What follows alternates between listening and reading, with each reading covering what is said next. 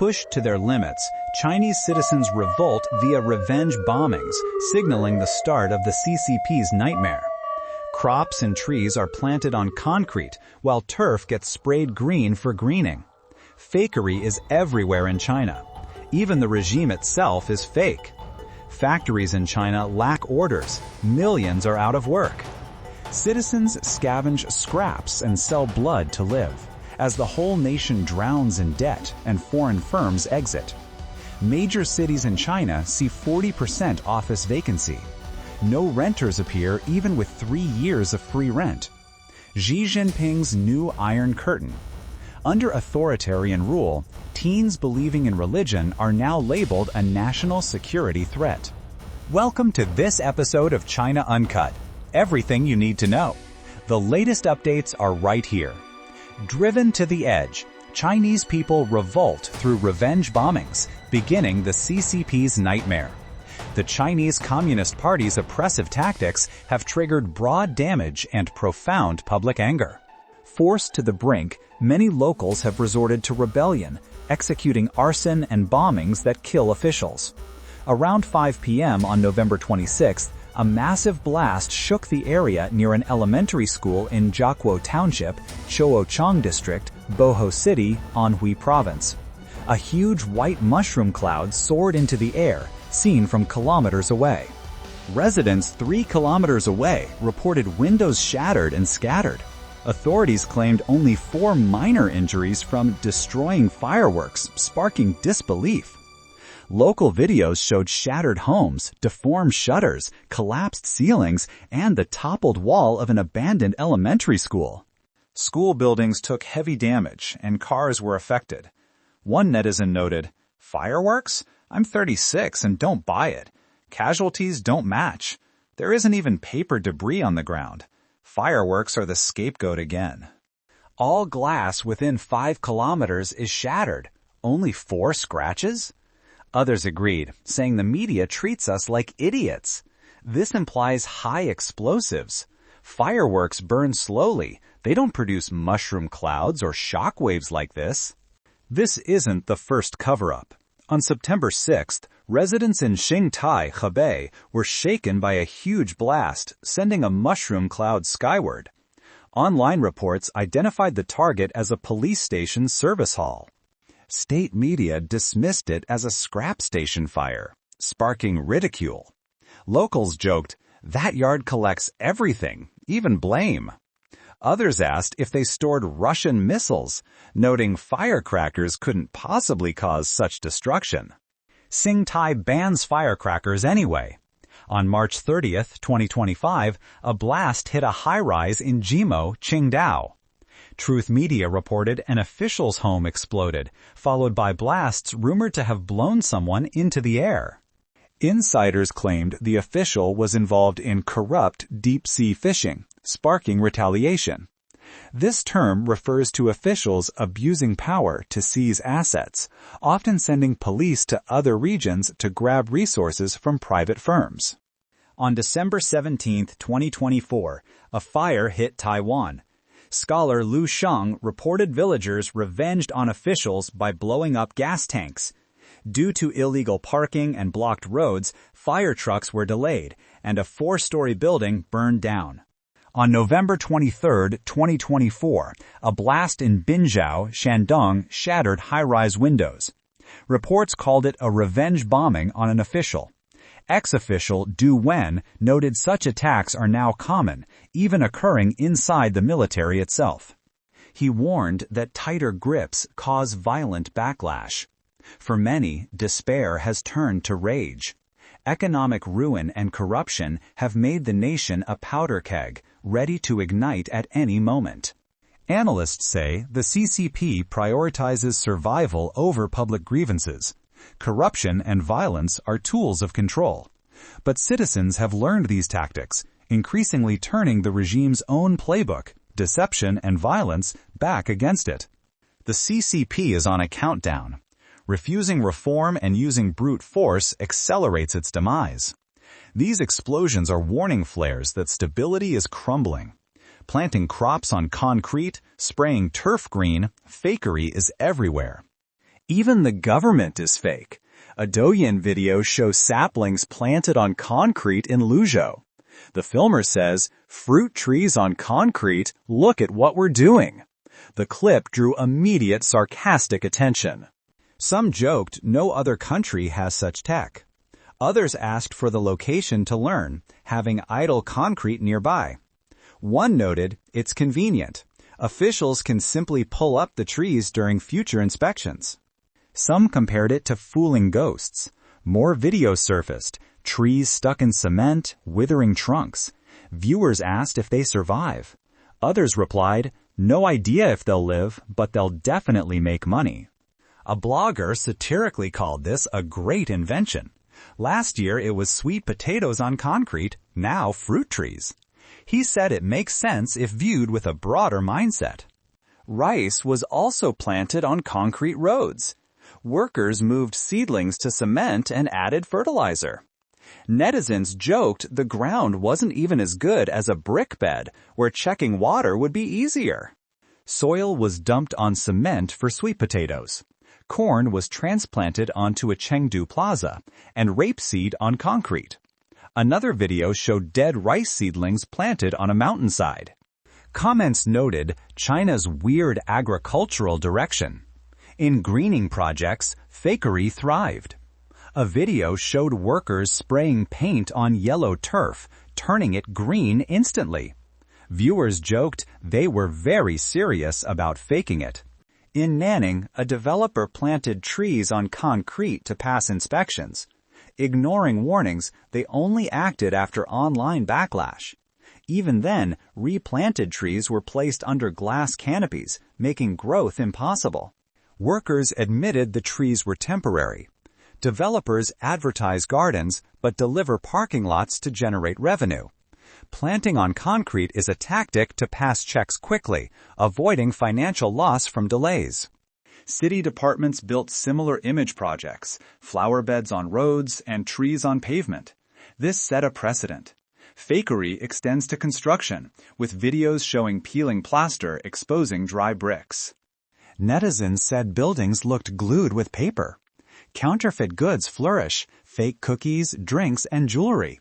Brands like 8 Walnuts and Pulse Robber mislead buyers with names resembling famous ones. Imitations of Laogan Ma sauce appeared widely. Academic fraud is rampant, with ghost-written dissertations and falsified data at the Central Party School. The entertainment industry is also deep in data manipulation. Bots inflate likes to rank celebrities. Selling fake engagement is a full industry. Celebrities getting billions of interactions are believed to be driven entirely by fabricated data. Even government events are staged. During Xi Jinping's tours, random people, like wedding couples, are prearranged. Netizens remark that fake, counterfeit, and China have become inseparable words. From food and housing to government events, deception is pervasive. Besides citizens' labor and the garbage produced, nothing feels real. Factories lack orders. Millions are jobless. People sell blood to survive while the nation drowns in debt. The economy is collapsing and jobs are scarce. This crisis has shocked the public as many companies fall into ruin. Compared to the 1958 famine, up to 90% of factories stopped hiring. Workers spend days searching industrial zones only to hear the same answer everywhere: we're not hiring. This year is abnormal. Most factories have no work. Workshops shut down, lines stop, and warehouses fill. In Fujian, owners escaping overnight is common, signaling unbearable financial pressure. Foreign companies continue to flee. Canon Zhongshan plant closure leaves a major gap. Once employing thousands, it now keeps only 1,600 staff as it prepares to shut down completely. Its departure reflects supply chains shifting to Vietnam and Thailand. Meanwhile, workers' lives get harder. For 12 years, wages stayed at 2,000 to 3,000 yuan while living costs rose. Many rely on online loans, Platforms record 3.5 billion transactions with 1.2 billion unpaid. 8.56 million are discredited debtors. With jobs scarce, workers turn to food delivery and ride-hailing. But the surge of entrants slashed earnings. Drivers work 5 hours for 0 orders. Some earn just 1 yuan after costs.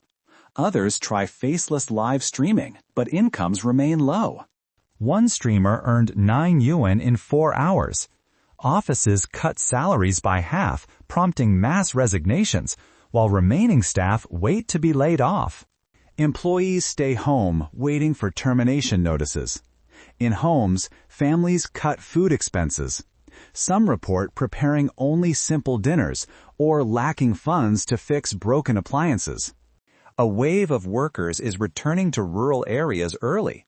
Stations are packed with migrants carrying luggage. This isn't a holiday rush, but a silent retreat by those who can't survive in cities.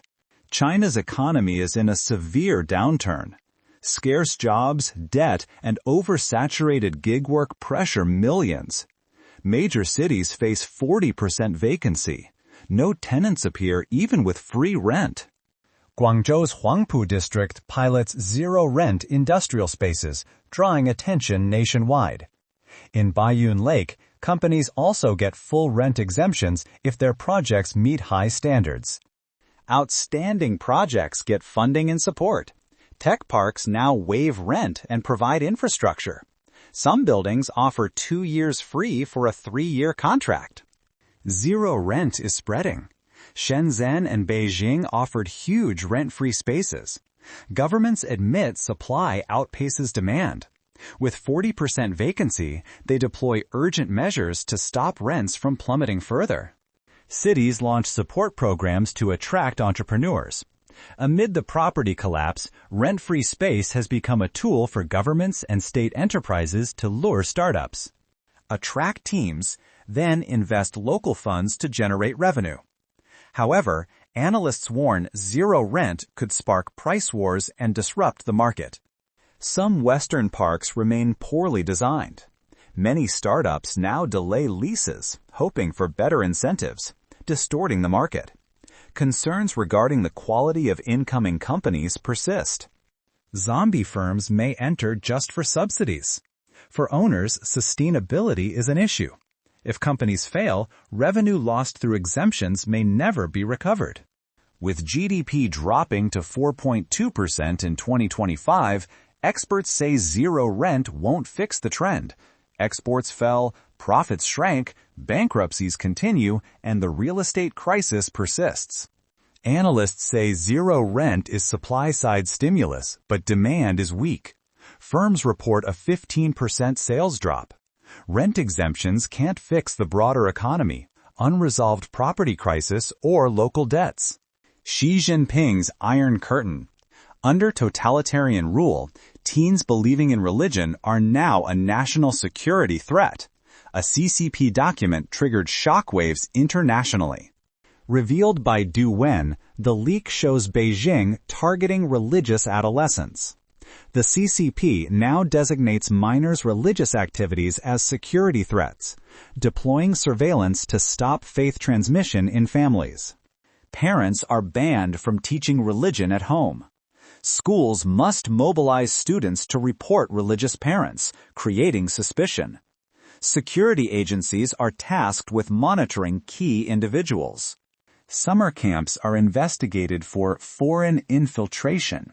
The government orders that minors receive only atheist instruction aligned with Xi's ideology, framing religion as an enemy. Teachers become ideological inspectors. Cyberspace, media, and AI are censored to ban religious content and forbid public figures from expressing faith. Du Wen argues the CCP militarized religion. Encouraging children to report parents resembles the Cultural Revolution, weaponizing relationships for political struggle. This aims to control beliefs and family life. Du Wen explains Xi's fixation on control stems from his Cultural Revolution experience when he was pressured to denounce his father. Xi believes monopolizing thoughts secures loyalty. Meanwhile, the world denounces the CCP's persecution of Falun Gong. Since 1999, it has caused thousands of deaths, imprisonment, and forced labor. Torture methods include electric shocks, forced feeding, sleep deprivation, and sexual abuse.